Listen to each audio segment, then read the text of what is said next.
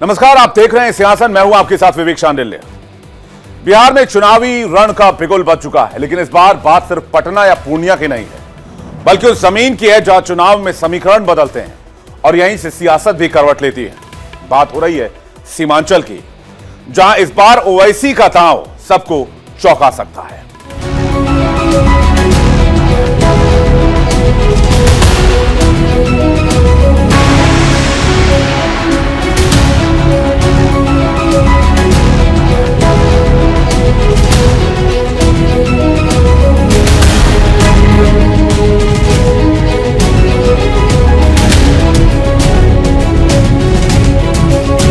सीमांचल यानी किशनगंज, अररिया, कटिहार और पूर्णिया, जहां एम फैक्टर यानी मुस्लिम वोट बैंक हमेशा चुनावी गणित का सबसे अहम हिस्सा रहा, लेकिन अब अजदुद्दीन ओवैसी मैदान में है।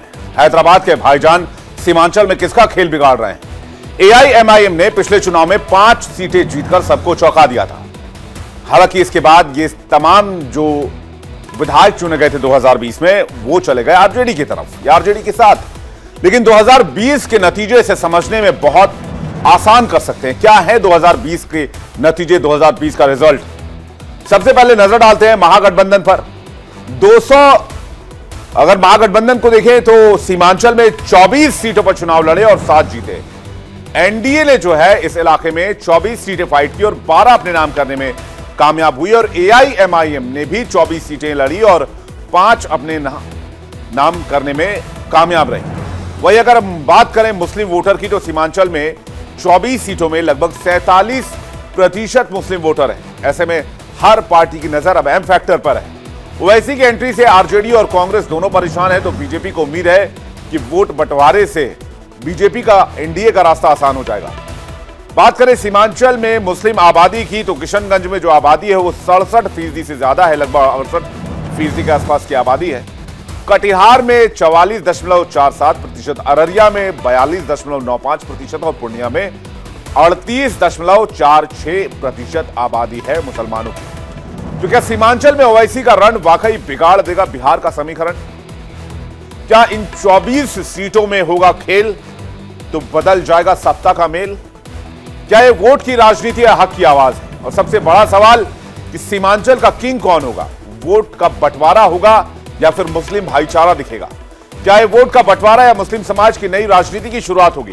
क्या सीमांचल में फिर वही होगा जहां कांग्रेस और आरजेडी को नुकसान और एनडीए को फायदा हुआ? या ओवैसी बनेंगे सीमांचल की नई सियासत के किंग मेकर? या इस बार राहुल गांधी, तेजस्वी यादव मिलकर रोक देंगे उनका रास्ता? आज स्पेशल डिबेट देखिए अगले 1 घंटे तक मेरे साथ, और शुरुआत कर रहे हैं इस वक्त हमारे साथ अनिकेत झा, प्रवक्ता बीजेपी, थोड़ी देर में जुड़ेंगे। डॉक्टर श्याम कुमार, प्रवक्ता आरजेडी, हमारे साथ थोड़ी देर में होंगे। यश श्रीवास्तव, प्रवक्ता कांग्रेस, हमारे साथ जुड़ रहे हैं। डॉक्टर फिरोज मंसूरी हमारे साथ जुड़ेंगे, राजनीतिक विश्लेषक। यश, बहुत स्वागत है आपका इंडिया डेली पर। बिहार चुनाव पर आपकी नजर होगी उम्मीद करता हूं, और बहुत बारीकी से नजर रख रहे होंगे आप लोग, क्योंकि साख का भी सवाल है। तो कैसे देख रहे हैं सीमांचल के इस मुकाबले को? 24 सीटें हैं और 24 सीटों में पिछले बार दबदबा दिखा था एनडीए का। इस बार कोशिश आप लोगों की है, लेकिन ओवैसी की एंट्री फिर से है। तो क्या ओवैसी खेल बिगाड़ेंगे या आप लोगों का टारगेट सेट है? नहीं, देखिए विवेक जी, ओवैसी जी या पूरी एआईएमआईएम, हमें उनकी चिंता जरा भी नहीं है, क्योंकि हम शुरू से ये जानते हैं कि वो सिर्फ इसीलिए आए हैं कि वोटों में किसी तरह वो डाइवर्जन कर सकें, एजेंडा में डाइवर्जन कर सकें। वो आखिर तक हमारे पीछे पीछे लगे रहे कि हम उन्हें अपने गठबंधन में शामिल कर लें। लेकिन जब अंततः वो नहीं हो पाया, तो फिर उनकी भाषा जिस तरीके से बदली और उन्होंने धमकी के लिहाज में बात करना शुरू किया, उससे ना सिर्फ हमें बल्कि बिहार की जनता को भी पता है कि ओवैसी जी किसके लिए काम कर रहे हैं। तो हमें कोई चिंता नहीं है। हाँ, बीजेपी, और अब तो केवल बीजेपी बची है, अमित शाह जी बोल चुके हैं एनडीए का कोई रोल है नहीं, बीजेपी के बारे में वो बात करते हैं। तो बीजेपी के पास वोट चोरी के अलावा कुछ नहीं है। उस वोट चोरी के खिलाफ हर स्तर पे बिहार में और पूरे देश में हम लोग लगे हुए हैं।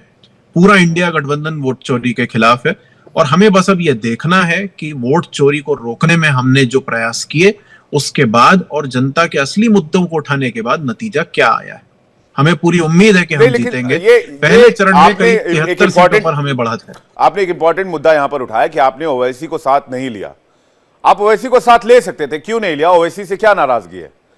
वो भी अकलियत की बात करते हैं, आप लोग भी अकलियत की बात करते हैं, वो भी जो मुस्लिम माइनॉरिटीज हैं उनके हक की बात करते हैं, आप लोग का भी एजेंडा वो रहता है। तो आप दोनों के जब एजेंडा सेम है, जब लाइन सेम है, तो फिर उनको साथ लाने में आपत्ति क्या थी आप लोगों की? देखिए, यदि हमारे एजेंडा सेम होते, वैसे तो ये निर्णय शीर्ष नेतृत्व का है, उसमें मेरा तो कोई निर्णय है नहीं। फिर भी यदि हमारे विचार एकदम समान होते तो हम ओवैसी जी को वोट चोरी के खिलाफ बोलते हुए देखते, चाहे वो हमारे गठबंधन में नहीं भी है, क्योंकि ये मुद्दा किसी पार्टी का नहीं है, ये देश के लोगों के मताधिकार का मुद्दा है। लेकिन हमने ओवैसी जी को वोट चोरी के खिलाफ बोलते नहीं देखा। तो नेतृत्व जो हमारा शीर्ष है, उसके साथ उनकी क्या बातचीत हुई वो तो वही लोग जाने, लेकिन वो हमारे साथ नहीं आए। क्यों नहीं आए वो हमें यहां जमीन पे साफ साफ दिख रहा है। तो हमें इस बात से कोई मतलब नहीं है कि ओवैसी जी आने वाले समय में क्या बोलते हैं और कल क्या बोलते हैं। हमें सिर्फ इस बात से मतलब है कि बिहार की जनता के साथ 20 साल से जो धोखा हुआ, उसके जवाब में अब बिहार की जनता को न्याय मिलना चाहिए, और कोई मुद्दा नहीं।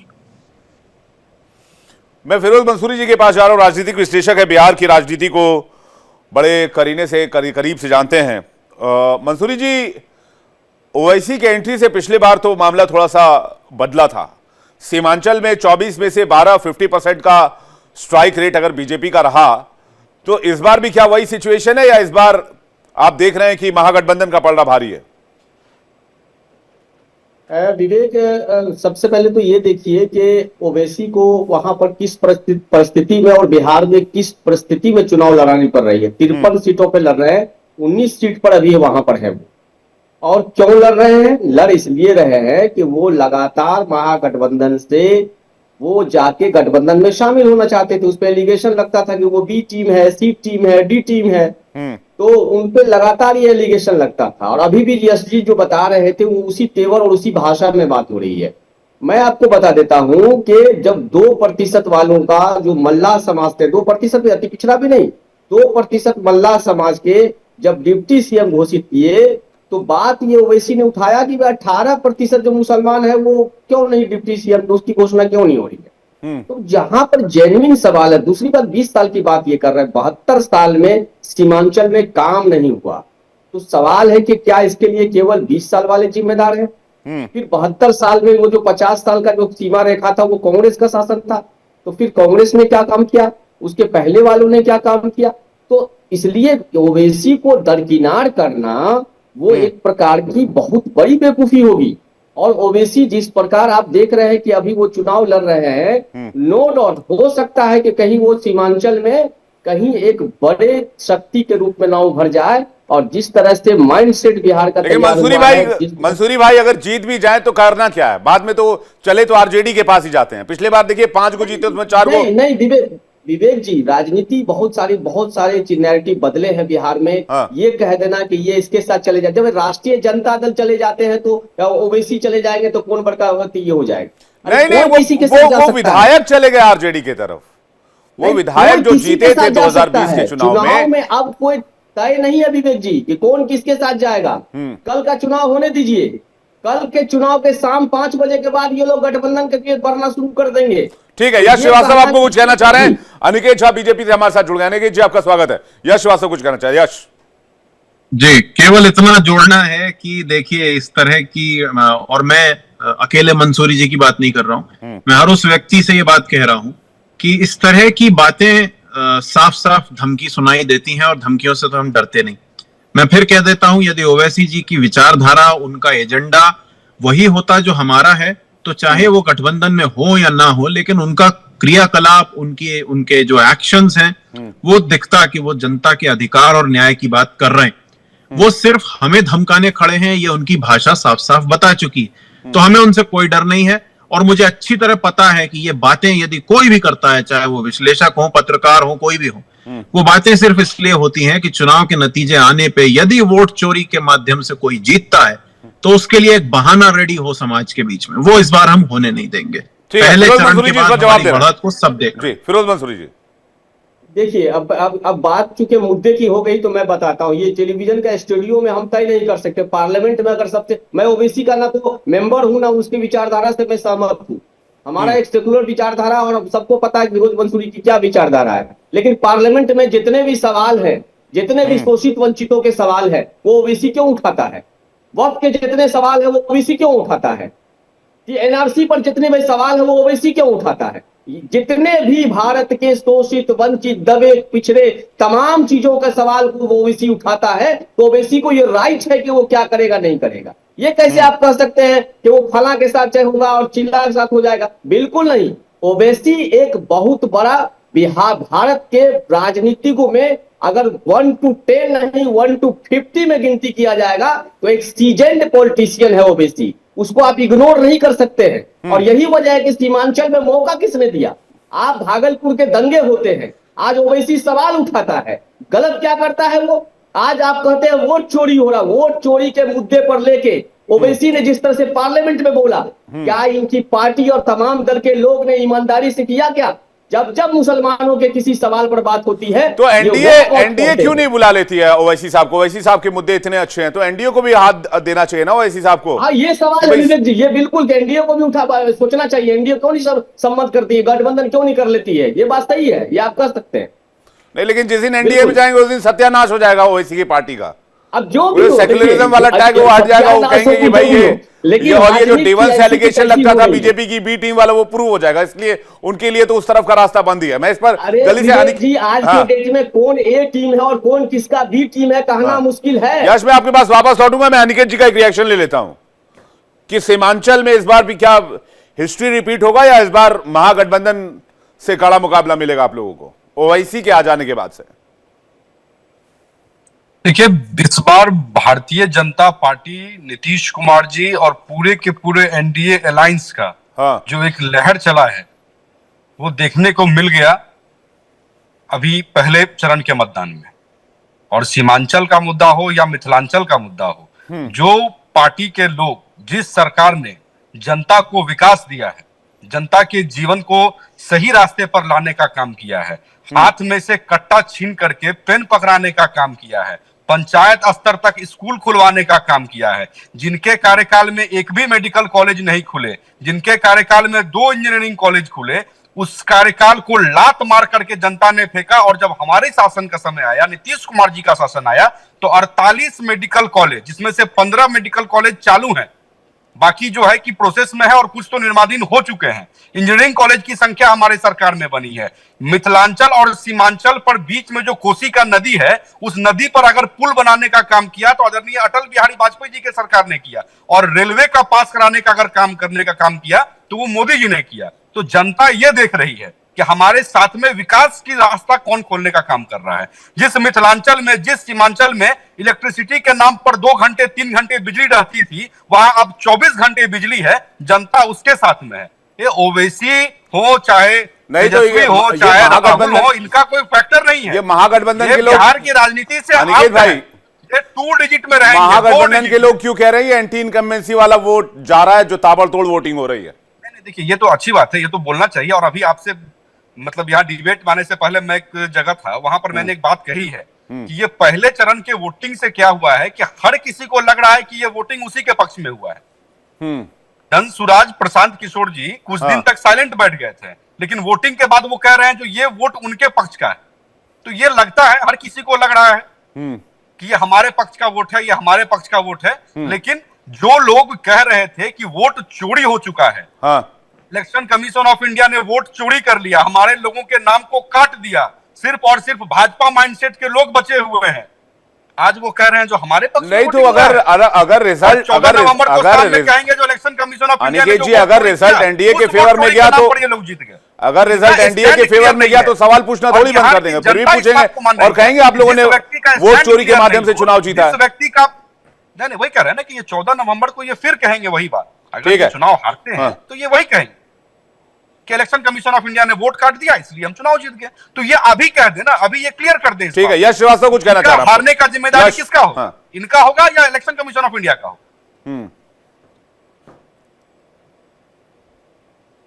यश, आपकी आवाज नहीं आ रही, माइक चेक कीजिएगा प्लीज। क्या मेरी आवाज आ रही है अब? हाँ बिल्कुल आ रही, बताइए। ओके, तो प्रधानमंत्री जी की भाषा में कट्टा आ चुका है, यानी प्रधानमंत्री की भाषा का स्तर ऐतिहासिक लो है। उसी तरह अनिकेत झा ने अभी लात की बात कही, तो लात मारने का ऐसा है कि कौन किसको लात मारेगा और बिहार की जनता किसको औंधा करके लात मारेगी वो आपको भी अच्छी तरह पता है। और ये भी आपको अच्छी तरह पता है कि वोट चोरी है, आप लोग कर रहे हैं, चुनाव आयोग उसमें मिली भगत में है और उसके हम सबूत दिखा चुके। कर्नाटक से हमने शुरू किया ताकि आपका ये रोना बंद हो कि जहां हम जीतते हैं वहां नहीं दिखाते। और अभी हरियाणा की जो प्रेस कॉन्फ्रेंस हुई है, हरियाणा के संदर्भ में जो ब्राजीलियन मॉडल आपके लफंगों ने फोटो चिपकाई थी, वहां से लेके एक महिला के 223 फोटो तक और 12.5 लाख वोटर एक ही बिना चेहरे की फोटो तक, 25 लाख फेक वोटर सब पकड़े जा चुके हैं। वोट चोरी असली है और बिहार की जनता जागरूक है।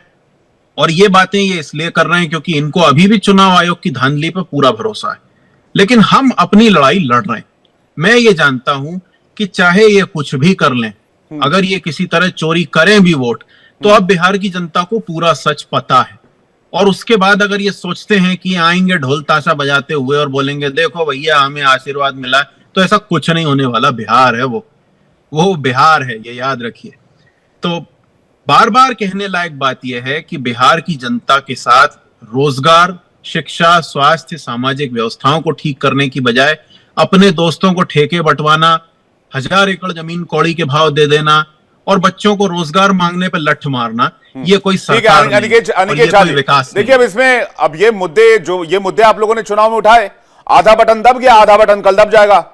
तो इसके बाद अब इस मुद्दे के साथ जनता जाती है या फिर मैंडेट मिलता है मौजूदा सरकार को, ये तो 14 तारीख को साफ हो जाएगा। लेकिन मैं आपने जो एलिगेशन लगाया, देखिए ये बात तो है कि ये मुद्दा आगे भी उठता रहेगा, लेकिन फिर एसआईआर का विरोध भी करते हैं।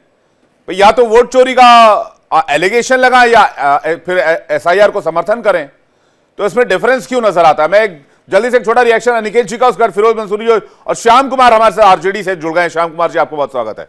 अनिकेत जी,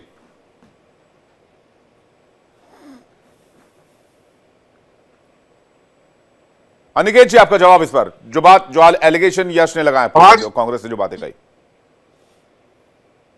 मिल पा रही है। मुझे लगता है उनकी आवाज ठीक से नहीं आ रही। मैं श्याम जी का रिएक्शन ले लूं सीमांचल को लेकर और 14 तारीख के नतीजों को लेकर, फिर वापस लौटता हूं बाकी मेहमानों के पास ही। श्याम कुमार जी, नहीं सीमांचल को लेकर क्या आप इस पर हम लोग का मतलब स्टैंड जानना चाह रहे हैं? पूरे बिहार में हमारी जमीनी पकड़ है और बहुत बड़े दल रहे हैं, और सीमांचल में तो देखिए मतलब दलित पीछे अखिलेश की हम बुलंद आवाज है और आज से नहीं 1990 से है। तो पिछला चुनाव में तो आधा आधी समेट लिया था ये लोग, बस 24 में से 12 तो एनडीए के पास चला गया था। अगर आपकी पकड़ 1990 से इतनी मजबूत थी तो फिर तो भाईजान के एंट्री ने खेल बिगाड़ा, ओवैसी की एंट्री, ओवैसी फिर पहुंच गए लाव लश्कर लेकर और 24 के 24 सीटों पर सीमांचल में लड़ रहे हैं। देखिए अब क्या कीजिएगा, बहुत सारे लोग बैटिंग करने किसी के तरफ से आते हैं, बहुत बड़ा लाभ नहीं हो पाता है। कोई भी व्यक्ति चुनाव कर ले 1-2 सीट मिल ही जाता है, लेकिन जो सियासी लाभ और मतलब जो सियासत करने आते हैं उनका बड़ा कोण और दृष्टिकोण होता नहीं है, बिहार को लेके गंभीर नहीं है। ये मैं आपको बता दूं, जो गंभीरता चाहिए, जो मुद्दे हमने उठाए हैं और जो आर पार की वैचारिक लड़ाई हम लोग लड़ते हैं कि कितनी कुर्बानियां हमारी पार्टी ने दी है और संघर्ष किया है, तो इस सुविधा की राजनीति करने के लिए कुछ दल आते हैं। ठीक है, चुनाव है, लोकतंत्र है, दुनिया के सबसे बड़े लोकतंत्र है, आने दीजिए और उसी तरीके से जाने दीजिए, लेकिन गंभीरता का कोई मतलब उनमें ये नहीं है। और इस तरह के बयानबाजी करके कुछ लोग पार्टियों को लाभ होता है, इक्का दुक्का लाभ हो जाता है। श्याम भाई, तो पहले तो आपका दरवाजा खटखटाया था भाईजान ने, आप लोगों ने गेटवे नहीं खोला। नहीं, गेट देखिए क्या खोले, हम लोग तो बड़े कमिटेड हैं वैचारिक रूप से। वैचारिकी हमारे मिशन मूवमेंट का पहला मकसद है। राजनीति में सिर्फ सियासी लाभ लेना कुर्सी का मतलब मकसद नहीं है। कुर्सी कुमार के नाम से कौन जानेगा, मैं सम्मान करता हूं, नाम मैं नहीं लेना चाहता हूं। आप जानते हैं उनके इर्द गिर्द क्या छोटे बड़े प्लेयर आते हैं, खेला खेलते चले जाते हैं। ये 2025 14 तारीख को जो कार्यक्रम कीजिएगा उसमें आरजेडी की सरकार बनने जा रही है, तेजस्वी यादव साहब मुख्यमंत्री बनने जा रहे हैं, बिहार की जनता हमारे साथ है, हम उनके साथ है। बाद बाकी विषय को मैं अभी टेक ऑन नहीं करूंगा 11th आवर। हाँ बिल्कुल सही बात है, इसे टिप्पणी करनी भी नहीं चाहिए। आचार संहिता लागू है और वोटिंग में कुछ घंटे ही बचे हैं क्योंकि कल सुबह से वोटिंग शुरू हो जाएगी। मैं सीधे मंसूरी भाई के पास जाऊंगा, मंसूरी भाई से जानना चाहूंगा। अनिकेत झा जी वापस आ गए, अनिकेत झा जी कुछ कहना चाह रहे हैं, फिर मैं फिरोज मंसूर यश आपके पास आ रहा हूँ। अनिकेत झा जी, राष्ट्रीय जनता दल के प्रवक्ता ने अभी कहा कि इनके लोगों ने बहुत कुर्बानियां दी, वो जरा चेंज कर लें। इनके लोगों ने बहुत कुर्बानियां ली हैं, बिहार के जनता की कुर्बानियां ली हैं, बिहार के महिलाओं की कुर्बानियां ली हैं, बिहार के बच्चों की कुर्बानियां ली हैं, और वो भी संगठित अपराधियों को संरक्षण दे करके कुर्बानियां ली हैं। इसको बोलना भूल गए। दूसरा कि गंभीरता पर बात की है, तो गंभीर राहुल गांधी इतने ही हैं कि तेजस्वी यादव के पिताजी लालू प्रसाद यादव जी को जेल भेजवाने वक्त में एकदम गंभीर थे कि उनको जेल भेजवाना है। लालू प्रसाद यादव जी जब जेल गए तो कांग्रेस के सरकार में गए। ये तो राजद के लोगों को कांग्रेस से पूछना चाहिए, लेकिन इनका तो आदत है गोद में बैठ करके सत्ता चलाने का, इस कारण से पूछ नहीं रहे हैं। और गंभीरता की दूसरी बात कि 57 दिन के बाद SIR पर बिहार भ्रमण करने के बाद वो 57 दिन के बाद बिहार आए थे। गंभीर इतना ही है। तो ये कितना गंभीर है और कितना कुर्बानी इनके लोगों ने दिया है, ये पूरा बिहार का बच्चा बच्चा जानता है। ठीक है, यश कुछ कहना चाह रहे हैं। यश, आज विवेक जी देखिए, बच्चों के मामले में ऐसा है कि बिहार की तो बात छोड़िए, इनका जो यूपी है वहां पे अभी एक 14 साल का बच्चा मर्डर के अपराध में दोषी पाया गया है, और वो मर्डर उसने क्यों किया था वो बताना बड़ा घृणित है। बहुत दुख की बात है कि बच्चों के मन में जो मानसिकता पनप रही है वो इन्हीं की देन। इन्होंने सोशल मीडिया पे नफरत और व्यभिचार इतना फैलाया है कि बच्चा बच्चा अपने मोबाइल पे वही गंदगी देख रहा है। तो ये बात ना करें। बिहार में 15-15 साल के बच्चों के हाथ में हथियार पकड़ाने वाले लोग यही हैं, और उसको लापरवाही से पनपने देने वाले लोग भी यही। तो ये बोलने वाले कोई नहीं होते। बाकी रहे ओवैसी जी, तो ओवैसी जी का ऐसा है कि इलेक्ट्रिकल जो इंजीनियरिंग है उसकी स्टडी में बहुत बेसिक बात है सीरीज और पैरेलल रेजिस्टेंस। अगर पैरेलल रेजिस्टेंस रहता है तो वही दो रेजिस्टेंस मिलके आधा बनता है, जबकि सीरीज में वो एक के बाद एक दो बन जाता है। तो ओवैसी जी जो है वो इन लोगों का पैरेलल रेजिस्टेंस है, ताकि जो लोग न्याय की आवाज उठाएं उनका रेजिस्टेंस जो है वो आधा हो जाए, वो इधर ओवैसी जी के चक्कर में भटक जाए, कहीं कुछ हो जाए। ये कर रहे हैं ओवैसी जी, ये साफ बात है। तो ये चाहे कुछ भी बोल लें, ये आरजेडी के बारे में कुछ भी बोल लें, कुर्बानियां किसने ली है, क्या हो रहा है, हमें सब मालूम है कौन इस देश के इतिहास में सबसे ज्यादा वैभवशाली तरीके से रह रहा है। 150 साल पुरानी पार्टी अभी तक पुराने दफ्तर में थी, नए दफ्तर में अभी भी उसका निर्माण चल रहा है, उधारी देना है। खड़गे जी ने बोला है खुद उसके उद्घाटन में। और इनकी 10 साल की सत्ता में इनके हर राज्य में नए नए कार्यालय बन रहे हैं। जो बने हुए थे उनको तोड़ के नए बन रहे हैं, और वो जो बन रहे हैं वो 7 स्टार होटल से ज्यादा बड़े बन रहे हैं। तो यहाँ पे नियत सबको मालूम है। बिहार के बारे में बात करने से पहले अपने यूपी के सीएम को बोलिए कि वो अपना कार्यकाल संभाले। अपराध ऐतिहासिक स्तर पर है, बेरोजगारी है, समाज खराब हो रहा। तो हमसे बात करने से पहले अपना कार्यकाल देखिए। ये चिल्ला चोट करके वोट मांगने का समय आपका लेकिन एक इंपॉर्टेंट सवाल यश ये भी है कि ये एलिगेशन आप बाकी के चुनाव में भी लगाते रहे हैं। आप लोगों ने छत्तीसगढ़ में यही बात कही, मध्य प्रदेश में यही बात कही, हरियाणा में यही बात कही आप लोगों को, लेकिन आपकी बात पर भरोसा क्यों नहीं है? या तो फिर आपकी बात पेनिट्रेट नहीं कर पा रही है पब्लिक में, आप अपना भरोसा कायम नहीं कर पा रहे हैं, या फिर एलिगेशन में दम नहीं है आपके। तो हमने वोट चोरी दिखाई है विवेक जी, बिना चोरी के ये। तो फिर SIR का क्या? फिर SIR का विरोध क्यों करते हैं आप? SIR का विरोध इसलिए करते हैं क्योंकि हमने हरियाणा में देख लिया कि ब्राजीलियन मॉडल की फोटो लगाई, और हमने बिहार में देख लिया तो इसलिए तो SIR किया जा रहा है सीवियर। तो बिहार में भी तो ट्रम्प की फोटो लगा दी ना विवेक जी। इसीलिए हम ये पूछ रहे हैं कि यदि आपकी लिस्ट जून में आपने खारिज की, तो जनवरी में जिस CEC ने लिस्ट बनवाई वो कहां है, उस पर कोई कार्रवाई क्यों नहीं? और अगर आपने अगर सही काम किया है तो बिहार में ट्रंप कहां से वोटर बन के आ गया? ट्रंप आ गया, कुत्ते बिल्ली के प्रपत्र बन गए। क्या मजाक चल रहा है? अनिकेत जी देखिए विवेक जी देखिए, इसमें राष्ट्रीय जनता दल और कांग्रेस के लोगों से बहस नहीं किया जा सकता है। इस बात को हम समझते हैं कि मीडिया के लोगों को भी समझना होगा। इनके पास में 2 मुद्दा है, आप गंभीर से समझिए। इनके पास में 2 मुद्दा है। पहला मुद्दा कि जहां ये चुनाव हारेंगे वहां पर कहीं ना कहीं ईवीएम में घोटाला था, या कहीं ना कहीं वोट चोरी हो रहा है। जहां ये चुनाव जीतेंगे वहां पर इनके पक्ष में लोगों ने वोटिंग कर दी है। बात को समझिए, मतलब जहां ये हारेंगे वहां पर इनकी सरकार में कहीं कोई किंतु परंतु दोषारोपण था ही नहीं।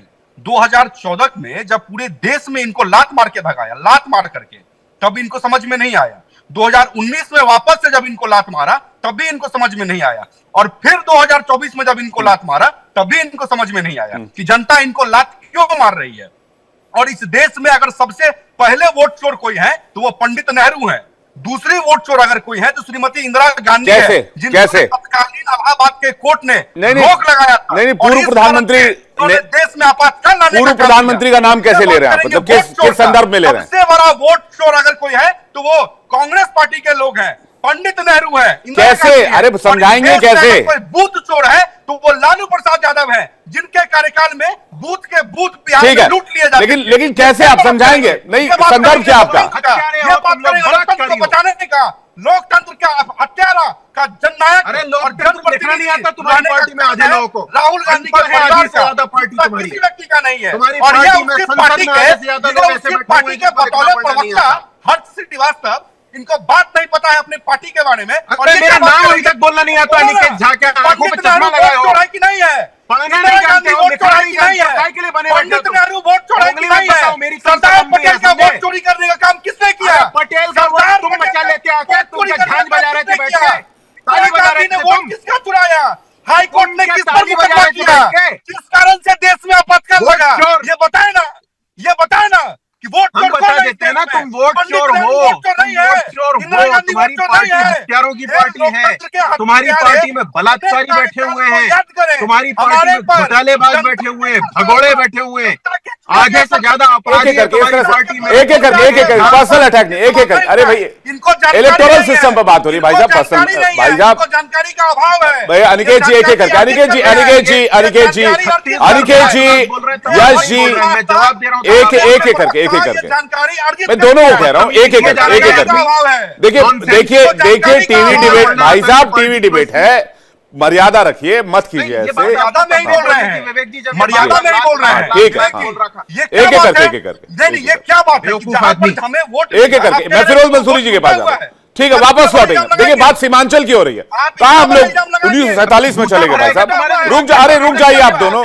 फिरोज मंसूरी जी कुछ कहना चाह रहे हैं। फिरोज मंसूरी जी को स्क्रीन पे लीजिए मेरे साथ। यश मैं वापस आ रहा हूं आपके पास, अनिकेत जी आपके पास वापस आ रहा हूं। काफी गले मुर्दे उखाड़ लिए गए, रुक जाइए भाई, मौजूदा परिदृश्य की बात करते हैं। बिहार में क्या होने वाला है इसको एंटिसिपेट करते हैं। फिरोज मंसूरी जी आप दोनों के पास आ रहा हूं। फिरोज मंसूरी जी मेरे साथ स्क्रीन पे please. Thank you. Vivek ji, यही एक चिंता का विषय है कि जब भी सीमांचल के बारे में बात होती है, दो दल आपस में भिड़ जाते हैं, और ये 50 साल से हो रहा है। अब देखिएगा कि हैरत इस बात की है, डेवलपमेंट की सरकार है हमारी, लगातार काम हो रहा है, इसमें कोई इनकार नहीं है। इसके बावजूद भी अगर ओवैसी आके कहते हैं कि वहां की सड़कें नहीं बनी है, पुल नहीं बना है, बदहाल है बिहार, देश का सबसे कम शिक्षित वाला अगर कोई जिला है तो किशनगंज अररिया है, ये सवाल है। सवाल का तो हल करना पड़ेगा डेमोक्रेसी में ना। और अगर वो सवाल उठा कौन रहा? वो सवाल उठा रहा ओवैसी। तो सवाल है कि आपस में नेहरू जी को बदनाम कर देने से और बाकी को बदनाम कर देने से सीमांचल का समाधान नहीं होगा। सीमांचल की शिक्षा कैसे बदलेगी? सीमांचल में रोजगार कैसे आएगा? सीमांचल में जिस तरह से वहां के यूथ जो है सूखे नशा में बर्बाद हो गए, सीमांचल का कैसे और ओवैसी पूरी भाषण में मैं देख रहा था सीमांचल डेवलपमेंट की बात कर रहा था। क्या सीमांचल डेवलपमेंट की बात हमारे बाकी महागठबंधन के लोग नहीं कर सकते थे? नहीं कर रहे थे। वोट चोरी कौन है, कौन घुसपैठिया है?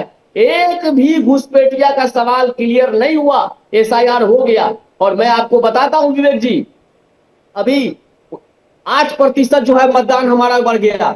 जानते हैं 8% में ये लोग क्या कहते हैं कि ये हमने 10,000 दे दिया, एक ने कहा 30,000 दे दिया। मैं आपको जोड़वा देता हूं, एसआईआर के बाद बिहार की जनता में एक संशय थी, लोगों को ये कंफ्यूजन था कि पता नहीं मेरा नाम है कि नहीं। बढ़ चढ़ के लोग उस जांचने के लिए, एसआईआर को चेक करने के लिए जाके मतदान किए हैं, ताकि उसको पता चले, उसको विश्वास हो सके कि नहीं मेरा नाम वोटर लिस्ट में है, मेरी नागरिकता सुरक्षित है। इस एंगल से किसी विश्लेषक ने बात नहीं की, किसी मीडिया पे बात नहीं हो रही है कि बिहार की जनता में जिस तरह से लगातार एसआईआर को लेके, चाहे घुसपैठिया जैसी भ्रांति हो, चाहे एसआईआर के खिलाफ भ्रांति पैदा की गई हो, इस पे कोई बात नहीं किया। और सीमांचल पे कोई बात करना नहीं चाहता है। सीमांचल पे जिस तरह से नशा प्रभावी हुआ है, सीमांचल जिस तरह से बदहाल है, क्या इस पे बात हुई? पूरे डिबेट में आप देखिएगा ये वोट चोर है तो ओवैसी जो है बी टीम है, तो ये सी टीम, इससे सीमांचल की जनता का क्या फायदा होगा? सीमांचल की जनता डेवलपमेंट पे मोहर लगाने जा रही है। ये सीमांचल बहुत ने इंपॉर्टेंट तय कर सवाल लिया आपने है मंसूरी जी दिया है। कि बिल्कुल मैं बहुत रोजगार इंपॉर्टेंट पर सवाल सवाल दिया आपने करूंगा, मैं बिल्कुल मैं जो है शिक्षा पे सवाल जी, करूंगा। बहुत इस इंपॉर्टेंट पे तय सवाल हो चुका है विवेक जी। बहुत इंपॉर्टेंट सवाल दिया है किशनगंज, कटिहार, पूर्णिया और अररिया को लेकर जो आपने सीमांचल को लेकर जो सवाल उठाया है। मैं जल्दी से श्याम जी का रुख लेता हूं, क्यों सीमांचल उपेक्षित रहा है? श्याम जी, एक सेकंड, यश मैं आ रहा हूं आपके पास। श्याम जी के पास जा रहा हूं, क्यों सीमांचल उपेक्षित रहा? मौका सबको मिला, मौका कांग्रेस को भी मिला, आरजेडी को भी मिला, एनडीए को भी मिला। 20 साल से नीतीश बाबू के हाथ में, बीच में आपको मिला था 16-17 महीनों के लिए, फिर भी सीमांचल क्यों उपेक्षित रहा है? यह बड़ा सवाल है। नहीं, देखिए एक बात यहाँ पर बहुत हम जोर दे के आपको कहना चाहते हैं कि हम लोग के शासन सत्ता का बहुत बड़ा ऊर्जा सामाजिक परिवर्तन को गया है। जो वैचारिकी है, लोकतंत्र के बुनियादी तकाजे को बचाना भी बड़ी जिम्मेदारी है। और बिहार के जो सिस्टमेटिक प्रॉब्लम्स रहे हैं, पॉवर्टी रही, अनएम्प्लॉयमेंट रही, माइग्रेशन रही, उसके लेके जो खाका 2022 में खींचा है तेजस्वी यादव साहब ने, जो खासकर विशेष राज्य दर्जा को पास करा के केंद्र में भेजने का काम किया और स्पेशल पैकेज की बात हमने की है, तो कहने का मतलब कि सीमांचल कोण में है, तो वहां भी जो बुनियादी जो डेवलपमेंट के जो मायने जो जरूरी है, उस पर हम लोग के एजेंडा में है। अभी मान लीजिए कि हर घर मतलब कि रोजगार का क्या मतलब, आर्थिक जो न्याय का हमारा जो कोण है, उसे बहुत कुछ फिजा बदलेगी। आप वक्त का इंतजार कीजिएगा और 14 के बाद जो है और 20 दिन के अंदर, अब 20 महीने के अंदर जो हमने जो नक्शा बना रखा है, बहुत कुछ नया बिहार आपको देखने को मिलेगा, ये मैं आपको बताना चाहता हूँ। लेकिन जो पूरे मायने हैं, चाहे सोशल जस्टिस का है या सोशलिज्म का है या सेकुलरिज्म पर, वो लड़ाई लड़ना आसान काम नहीं है। मैंने अभी जो कहा था ना कि हम लोगों ने बड़ा संघर्ष जमीन पर किया, कितनी तरह की संस्थाएं लगी रहती हैं आरजेडी के, और जो लाइन खींची 90 से अब तक, आखिर क्या कारण कि हमारे राष्ट्रीय अध्यक्ष लालू प्रसाद यादव साहब का आज भी नाम न सिर्फ बिहार में बल्कि हिंदुस्तान की राजनीति में एक बड़ा नाम है। उनके समकालीन मतलब कहाँ चले गए हैं? कई तो मतलब कई वर्षों मुख्यमंत्री रहने के बाद भी कोई नाम नहीं हो सका। मतलब सुशासन के नाम पे आए थे, पता चला एक तो नाम, कई नाम लेके निकल गए। तो एक जो लाइन खींचना बिहार जैसे समाज में, जहां पर इतना जो है मतलब सामाजिक भेदभाव रही है, वहां समता मूलक समाज सीमांचल से भी भेदभाव रही है। मैं आपको डेटा दे सकता हूं, शिक्षा के मामले में, रोजगार के मामले में, सब कुछ के मामले में।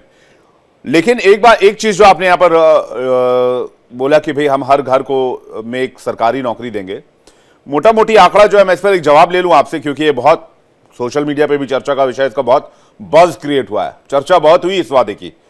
13 करोड़ से ज्यादा की आबादी है बिहार में, 2.5 करोड़ भी 5 आदमी भी एक घर में पकड़े अगर, और उसको डिवाइड कर दे तो ये हो जाता है 2.5 करोड़। कहां से लाएंगे बिहार में 2.5 करोड़ सरकारी नौकरी? मैं औसत की बात कर रहा हूं। मैं चलिए 2 करोड़ भी मान लेता हूं, अगर 6 लोग एक घर में हो, 6 से डिवाइड करें 13 करोड़ को, तो 2 करोड़ में औसत लेता हूं, तो 2 करोड़ नौकरी कैसे? पॉसिबल ही नहीं है ये। मतलब क्या फॉर्मूला है इसका? ये एक बार जरा बता दें, फिर मैं बाकी मेहमानों के पास जाऊं। देखिए, हम लोग का जो मकसद है ना, समाज में लोकतंत्र में न्याय बहुत जरूरी है। और एक बात समझिएगा कि सामाजिक न्याय हमने पहले किया था, अब आर्थिक न्याय का वक्त आ गया है। हमने पहले भी किया आर्थिक न्याय। इसमें एक बात आपको जोर देकर कहना चाहते हैं कि जब 5 लाख नौकरी हम लोग दे रहे थे, आरजेडी दे रही थी, तो उस समय भी मतलब विरोधी दल यस नो कर रहे थे, 5 लाख युवाओं को नौकरी दी। शासन सत्ता चलाने के लिए जो विल पावर होना चाहिए वो आपके पास 2 लाख, 2.5 लाख, 5 लाख, 10 लाख भी समझ में आता है। नहीं, आप 1 करोड़, 1.5 करोड़ तो नौकरी जनरेट करना बड़ी बात है। या तो फिर उसी तरह से कि भाई ये एक चुनावी वादा है और चुनाव खत्म, वादा खत्म। नहीं, आप इसको ऐसे मत देखिए, 15 लाख देने वाला वायदा मत देखिएगा। बीजेपी का वही उधर ही इशारा था मेरा। हाँ। समझिएगा, हम लोग का ना बिना डेटा का, बिना रिसर्च के तो कोई बात करते नहीं हम लोग। हाँ। तो कहने का मतलब कोई खाका हमने खींच रखी है, वक्त का इंतजार करिएगा और हम लोग डेफिसिट जो है या फिजिकल डेफिसिट, तमाम चीजों को देखेंगे कैसे करना, लेकिन करेंगे। मतलब आर्थिक न्याय हम करेंगे, ये आपको विश्वास है। अनिकेत जी कुछ कहना चाह रहे इस पर? अनिकेत जी, पिछले 1 महीने से राष्ट्रीय जनता दल के नेता और महागठबंधन के मुख्यमंत्री के दावेदार प्रत्याशी, लगभग सभी मीडिया के चैनल ने, राष्ट्रीय टीम से लेकर के हर किसी ने उनसे पूछ लिया कि ब्लूप्रिंट क्या है।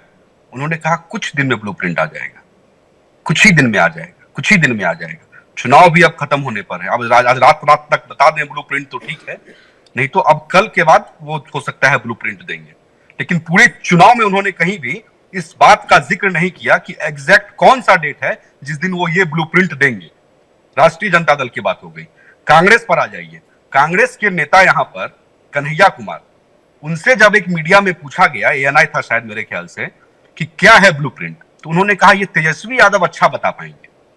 मतलब इनका जो मैनिफेस्टो बना है वो मैनिफेस्टो आधा आधा है कि आधा कांग्रेस के पास ब्लूप्रिंट है, आधा राष्ट्रीय जनता दल के पास में है, आधा मुकेश सहनी जी के पास में है, लेकिन फोटो सिर्फ तेजस्वी प्रसाद यादव का है और किसी का नहीं, सिर्फ फोटो तेजस्वी यादव जी का। ये मुद्दा हो गया। दूसरा, सीमांचल की बात पर आ जाते हैं, सीमांचल के विकास की बात पर आ जाते हैं। सीमांचल, जैसा कि यहाँ पर डॉक्टर साहब बैठे हुए हैं, इनको जानकारी अच्छा होगा। हमने शुरू में ही कहा कि कोसी नदी जो है उस नदी से ही जुड़ाव होगा सीमांचल का मिथिलांचल से, और तब जाकर के वो जल्दी कनेक्ट कर पाएगा बिहार में।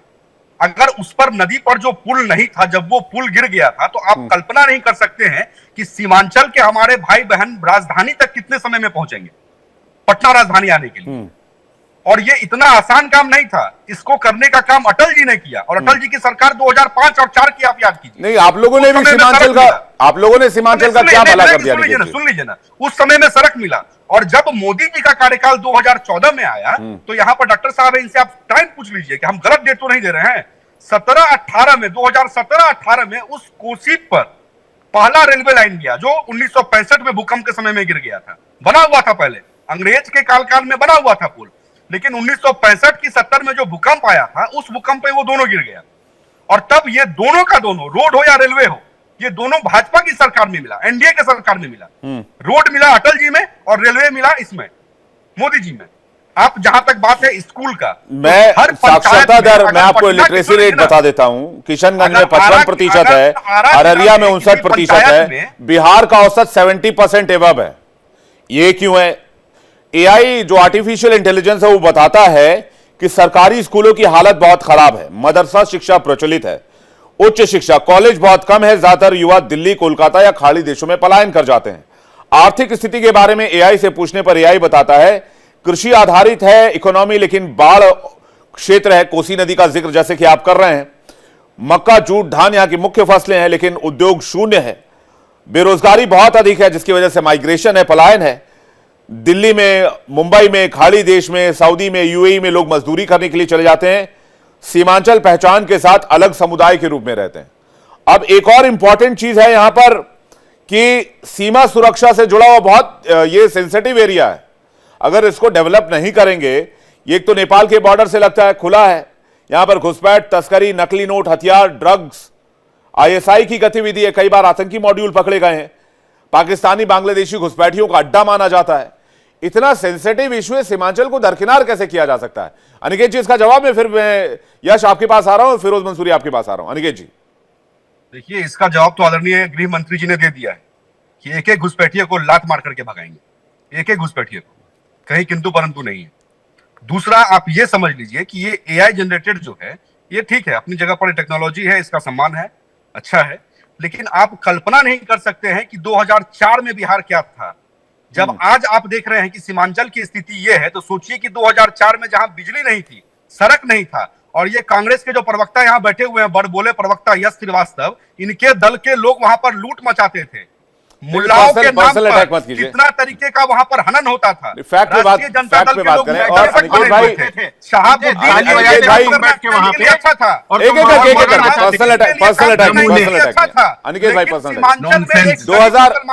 भाई साहब, मैं मुश्किल हो गया था। मैं बिहार झारखंड से ही आता बिलोंग करता हूँ, मुझे पता है 2004 की स्थिति क्या थी और 1994 की स्थिति क्या थी। अनिकेत भाई, मैं बिहार झारखंड से ही बिलोंग करता हूं। साल 2000 में नवंबर में जब झारखंड अलग हुआ, उसके बाद हम झारखंडी हो गए, उससे पहले हम बिहार में ही थे, और हमें पता है बिहार में सिचुएशन क्या था और किस तरह के हालात थे और आज क्या स्थिति है। यश श्रीवास्तव आपको जवाब देना चाह रहे हैं। और लालू प्रसाद यादव जी ने, जिनको कांग्रेस के लोगों ने जेल भेज दिया, पंजीकृत अपराधी बना दिया भाई, उन्होंने कहा था कि मेरी छाती पर बंटवारा होगा झारखंड का, आपको याद होगा? बिल्कुल बिल्कुल, छाती पर बंटवारा होगा झारखंड का, मेरी लाश पर बंटवारा होगा झारखंड का। और जैसे ही समर्थन मिला कि घुटना टेक मुख्यमंत्री हो गए, घुटना टेक मुख्यमंत्री हो गए। जी, मैं चलिए उसको बात को आज रहने देते हैं, इलेक्शन पर रहते हैं, आज इलेक्शन पर। ठीक है अनिकेत भाई, यादव ने और कांग्रेस के अनिकेत भाई, लोगों ने अपने परिवार के अलावा अरे विवेक भाई जी, साहब अब इनको बोल लीजिए, रोकिए, नहीं तो वन मैं वे तो जवाब कम्युनिकेशन दूंगा, होगा। वो यश श्रीवास्तव कुछ कहना चाह रहे हैं। अनिकेत जी वापस आ रहा हूं मैं। आप लोगों को टाइम, मैं ज्यादा टाइम नहीं लूंगा जिससे आप लोगों को ज्यादा टाइम मिल सके। और रंजन सिंह एलजेपीआर से हमारे साथ जुड़ गए। रंजन जी आपका भी स्वागत है। यश श्रीवास्तव आपका जवाब। और एआई की बात रही, एआई पे मैं कहना चाहता हूं, एआई फैक्ट बेस्ड रिसर्च आपको निकाल के कुछ सेकंड्स में देता है। एआई की अपनी कोई अवधारणा नहीं होती। एआई जो इंफॉर्मेशन इंटरनेट पर अवेलेबल है उसको, उसका क्रक्स निकाल के आपको कुछ सेकंड्स में अनिकेत जी दे देता है। एआई का ना अपना कोई विचार है, ना कोई प्रोपेगेंडा है और ना कोई एजेंडा है। वो बस इंफॉर्मेशन निकालने के लिए सेकंड्स में एक टूल है। यश आपको जवाब देंगे आपके एलिगेशंस का। यश। विवेक जी, जिस जगह पर आधे से ज्यादा अनपढ़ और अकर्मण्य अयोग्य लोग हों, वो टेक्नोलॉजी का सम्मान के अलावा कुछ कर भी नहीं सकते। आपने जानकारी निकाल के बताई, वो सम्मान करके फुर्सत हो गए।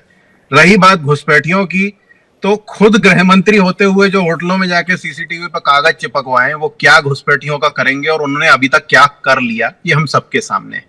घुसपैठियों की बात सिर्फ इसलिए की जाती है ताकि अपने कार्यकाल में कुछ भी ना करने के बाद बीजेपी किसी तरह वोट मांग सके। अपराध पकड़ने में शून्य, समाज के विकास में शून्य। इन्होंने जो अपने दोस्तों को ठेके बांटे, वो पुल भी बनते बनते गिर गए, ये सबको पता है। अब अगर ये अभद्रता करेंगे तो उसका जवाब मैं ज्यादा अभद्रता करके दूंगा। ये शुरू इन्होंने किया है, खत्म हम करेंगे। लेकिन बिहार की जनता के साथ न्याय होना इस समय जरूरी है। और रही बात सीमांचल की, तो जिस तरीके से ओवैसी जी वहां 5 सीट जीत गए हैं, इसलिए सिर्फ सीमांचल कर रहे हैं, यही उनकी संकीर्णता है। हम पूरे बिहार की बात कर रहे हैं, पूरे बिहार में सीमांचल भी आता है। हमने ये नहीं कहा कि सीमांचल के साथ न्याय नहीं होगा, बाकी के बिहार के साथ न्याय होगा, ऐसा नहीं है।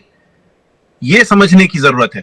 ओवैसी जी सिर्फ अपनी उन 5 सीट को बचाने के लिए अपने बात को कंसंट्रेट कर रहे हैं, लेकिन हम आपके सहयोगियों ने तो उनको चरमपंथी कह दिया। टोपी डाली पर टिप्पणी कर दी ओवैसी साहब को। तेजस्वी जी ने कहा कि वो चरमपंथी हैं। अब उस पर मामला और गर्म हो गया। तो क्या कांग्रेस इस बात का समर्थन करती है? नहीं, कांग्रेस ये कहती है कि किसी भी एक धर्म का नाम लेकर आप अतिरेक में बात नहीं कर सकते। जिस तरह बीजेपी वाले खुलेआम, इनके तो यूपी के सीएम खुलेआम हिंदू मुसलमान की बात करते हैं चुनावी भाषण में, और चुनाव आयोग सोता रहता है, उसी तरह अगर ओवैसी जी भी सिर्फ ऐसा बोलेंगे कि बस एक जगह की हम बात कर रहे हैं, एक धर्म की बात कर रहे हैं, तो उसे अतिरेक तो कहा जाएगा। तो मैं बार बार आपको कह रहा हूं कि चुनाव में नागरिकों के मताधिकार और उनके मौलिक अधिकारों का ध्यान रखने के लिए सरकार चुनी जाती है, और ये पार्टियों की आपस की गप्पे हाँकने के लिए चुनाव नहीं होता है। तो आप खुद देख रहे हैं, जनता देख रही है कि हम सिर्फ न्याय की बात कर रहे हैं। अगर ओवैसी को साथ ले ले तो आप लोग का हाथ मजबूत ही होता है, लेकिन आप कह रहे हैं कि वो धर्म विशेष की बात कर रहे हैं। रंजन सिंह से जवाब ले रहा हूं, उसके बाद फिरोज जी और श्याम जी आपके पास आ रहा हूं, क्योंकि रंजन सिंह काफी लेट से हमारे साथ जुड़ा और समय भी थोड़ा कम पड़ रहा है। रंजन सिंह जी, सीमांचल की लड़ाई में स्थिति क्या बनती दिख रही है आपको? देखिए, सीमांचल, विवेक भाई नमस्कार, सारे पैनलिस्ट भाइयों को नमस्कार। भाई साहब नमस्कार। सीमांचल एक ऐसा क्षेत्र है जहां पर राष्ट्रीय जनता दल को आईना दिखाने का काम करता है। सीमांचल जो MY के समीकरण का ये दम भरते रहते हैं, उस MY समीकरण का अगर बंटाधार किसी ने पहले किया है और उनको आईना दिखाने का काम किया है तो सीमांचल ने किया है, जिसका सबूत ओवैसी जी की पार्टी को 5 सीट पिछले बार जीत नसीब हुई और मुख्यमंत्री के कुर्सी से वंचित रह गए तेजस्वी प्रसाद यादव जी। लेकिन ओवैसी जी को भी चुनना वहां के जनता के लिए मजबूरी थी तब, क्योंकि इनको पता है ये वोट के ऐसे ठेकेदार हैं जो नेतृत्व देना पसंद नहीं करते हैं, ये सिर्फ प्रतिनिधित्व से ही ठगने की कोशिश करते हैं।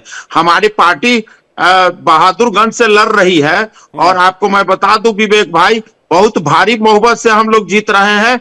एनडीए में राष्ट्रवादी मुसलमानों का एंट्री हो चुका है और राष्ट्रवादी मुसलमान जितने भी हैं जिनको इस राष्ट्र से प्रेम है, वो निश्चित रूप से एनडीए को वोट कर रहे हैं। जो मुस्लिम महिलाएं हैं वो वोट कर रही है बड़ी तादाद में, और आपको आने वाले समय में इसका रिजल्ट दिखेगा।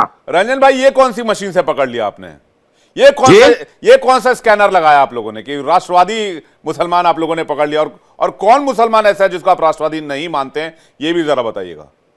राष्ट्रवादी जो पाकिस्तान के जो पाकिस्तान के एजेंडे को हिंदुस्तान में चलाना चाहते हैं, चाहे वो हिंदू हो या मुसलमान हो। क्यों आपको लगता नहीं है कि राहुल गांधी जी यहाँ भाषण देते हैं ताली पाकिस्तान में बजता है? आपको लगता नहीं है कि यहाँ पर महागठबंधन के कुछ लोगों का बयान ऐसा होता है जिसका टीवी डिबेट शो पाकिस्तान में चलता है? तो ये स्कैनर तो जनतंत्र में, लोकतंत्र में आपके मीडिया के माध्यम से गाहे बगाहे तो निकलती रहती है ना। इसमें तो कोई शक नहीं है कि एक सिंपल क्रिकेट का मैच अगर जीत जाता है पाकिस्तान, अगर कभी, हालांकि पिछले 5-10 साल में ऐसा हुआ नहीं, लेकिन जब कभी भी जीतता था तो हिंदुस्तान में पटाखे फूटते थे, तो पटाखे फोड़ने वाले कौन से लोग थे? तो ये स्कैनर तो जनता में आप ही लोग दिखाते रहते हैं। हम लोगों को तो पता है ना, स्कैनर लगा हुआ। यश आपको कुछ कहना चाह रहे हैं, फिर मैं की बात करते हैं मुस्लिमों की। यश कुछ कहना चाह रहे हैं, फिर मैं श्याम कुमार जी और फिरोज जी आपके पास आ रहा हूं। यश, अनिकेत जी एक जैसा वेट कीजिएगा, आ रहा हूं आपके पास। ये एलजेपी वालों को क्या अमित शाह जी की राजनीति खत्म करने के लिए भेजा है पार्टी ने? इनकी पार्टी ने क्या बातें कर रहे हैं, मजेदार। ये राष्ट्रवादी मुसलमान, आपने कभी मेरे मुंह से सुना है कि मैं न्याय मांगने वाला हिंदू हूं? नहीं। ये जो बातें हैं ना, अभी ये जो घुसपैठिए की बात कर रहे हैं, ये वही कह रहे हैं जो मैं कह रहा था। इनको पता नहीं है। अमित शाह जी खुद होटल में जाते हैं तो सीसीटीवी बंद करा देते हैं, तो उनको क्या कहा जाए? खुद गृह मंत्री हैं देश के, ऐसा काम करते हैं, अच्छा लगता है, और उसी को ये हाईलाइट कर रहे हैं। तो पता नहीं अब एनडीए के अंदर क्या चल रहा है। या तो अमित शाह जी की बात सुनने के बाद बाकी सारे दलों की समझ में आ गया है कि ये हमें खा जाएंगे, तो अब इनने बोलना चालू कर दिया। तो अच्छी बात है, बढ़िया है, चलने दीजिए। फिरोज मंसूरी जी, क्या ये राष्ट्रवादी मुसलमान वाला मुद्दा क्या है?